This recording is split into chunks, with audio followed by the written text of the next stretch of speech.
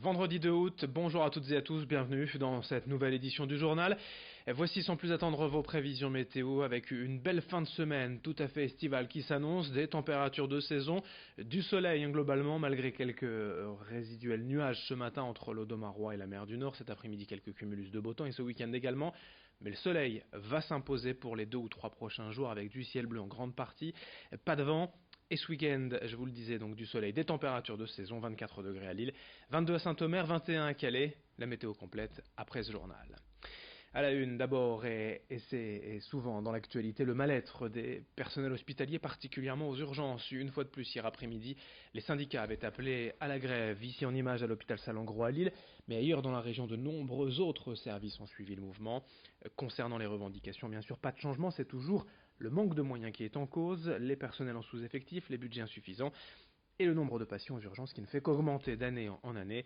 En conséquence, le personnel regrette la dégradation de la qualité des soins et les longues attentes aux urgences. Les syndicats appellent à poursuivre le mouvement cet été et à la rentrée. Explications recueillies par Laure Montfort. Quand vous vous retrouvez à être pas assez nombreux dans des... Alors je parlerai là plutôt pour les collègues des urgences, mais quand effectivement ils se retrouvent à gérer de plus en plus de patients, alors que les patients sont dispersés un petit peu dans les couloirs, comme on le sait, dans des couloirs sur des brancards, dans des zones de plus en plus nombreuses, clairement la sécurité ne peut pas être assurée parce que la surveillance n'est pas faite de bonne qualité. On n'est pas uniquement dans l'humain comme on l'entend beaucoup, le confort, le relationnel, te lire à la main. On est aujourd'hui dans la sécurité. Est-ce que les gens sont réellement surveillés? Est-ce que les gens sont dans les conditions adéquates pour être dans des bonnes conditions pour être pris en charge? Aujourd'hui, c'est plus le cas. Les hôpitaux publics aujourd'hui sont la garantie d'un accès à tous. On ne sait pas ce qui peut arriver demain et on peut très bien se retrouver, suivant les systèmes anglo-saxons vers lesquels on nous oriente, à avoir des véritables difficultés à être soignés. Chaque été sur les routes ou sur les rails, c'est la saison des travaux et la métropole lilloise s'en donne à cœur joint. Le tramway depuis mi-juillet, désormais le métro, profite d'une remise à neuf. Dès demain, la ligne 2 du métro sera en travaux et entièrement fermée et arrêtée. Explication pourquoi, comment avec Lucille Berthe-Constant. Vous avez dû voir les affiches dans le métro, la ligne 2 se refait une beauté. Alors après la première phase des travaux du 27 au 30 juillet, sur le tronçon Porte des Postes Gare des Flandres, c'est maintenant au tour du tronçon entre Saint-Philibert et Porte des Postes. Cette phase de travaux sera beaucoup plus longue, du 3 au 20 août inclus. Tout au long de ces 17 jours, les voies seront rénovées. Au programme intervention de maintenance, remplacement des rails, d'aiguillage. Certains sont d'origine et datent de 1989. Selon Ilevia, il nécessite d'être remplacé pour garantir la sécurité des voyageurs et garantir la qualité du service du réseau Ilevia. Tout le trafic sera interrompu sur la partie concernée de la ligne. Les stations seront fermées, impossible d'y acheter des titres de transport. Des bus relais seront mis à disposition du 3 au 20 août inclus entre Saint-Philibert et Porte des Postes. Ils desserviront tous les arrêts concernés: Saint-Philibert, Bourg, Maison des Enfants, Miterie, Pont Supérieur, L'Homme-Lambersart, Canteleu, Bois-Blanc, Port-de-Lille, Cormontaigne et Montebello. Alors Ilevia annonce ces bus de remplacement tous les 5 à 7 minutes. En tout cas, bon courage à vous tous jusqu'au 20 août.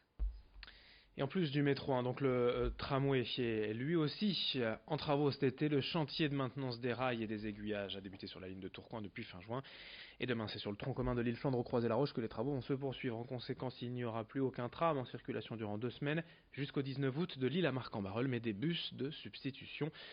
Et également pour le métro. Bref, toutes les informations métro ou tram, les travaux de cet été sur ilevia.fr et sur notre page Facebook.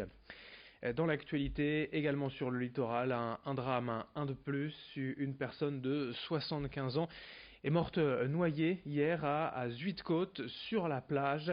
Les pompiers sont intervenus après que les secouristes de la plage aient pu sortir cette personne septuagénaire inanimée de l'eau, mais ils n'ont rien pu faire malgré leur intervention et les massages cardiaques. Une personne de 75 ans morte noyée hier à Zuidcote. Autre dramatique fait divers, ce mardi, un tragique accident agricole s'est produit dans une ferme à Keck, dans le Boulonnais. Un jeune agriculteur de 22 ans est décédé des suites de ses blessures et son père, conseiller municipal dans la commune, lui est toujours dans un état grave. Dans l'actualité également de cette fin de semaine, plus légèrement, la nuit des étoiles. Avec ce soir, demain et dimanche dans la région, plusieurs événements prévus, notamment au Palais de l'Univers et des Sciences à Capelle-la-Grande. Rendez-vous demain et dimanche, donc 14 h jusqu'à minuit pour toute une série d'animations, d'expositions, des séances au planétarium, mais aussi des concerts et des spectacles. L'occasion unique de découvrir les constellations, les étoiles et les planètes du système solaire, mais aussi la vie à bord de la Station Spatiale Internationale. C'est un événement gratuit pour petits et grands, pour toute la famille, présenté au micro de Louis Caillé. C'est un rendez-vous, je pense. C'est un rendez-vous pour les personnes qui sont habituées à visiter le plus. Mais c'est aussi une façon de découvrir l'équipement pour les personnes qui, a priori, ne le connaissent pas ou ne sont jamais vraiment venues. Et c'est des événements qui sont importants pour nous parce que justement, ça nous fait connaître. Ça fait connaître le ciel, ça redonne aussi, ça encourage les gens à lever les yeux vers le ciel. On a de moins en moins, malheureusement, l'habitude de le faire.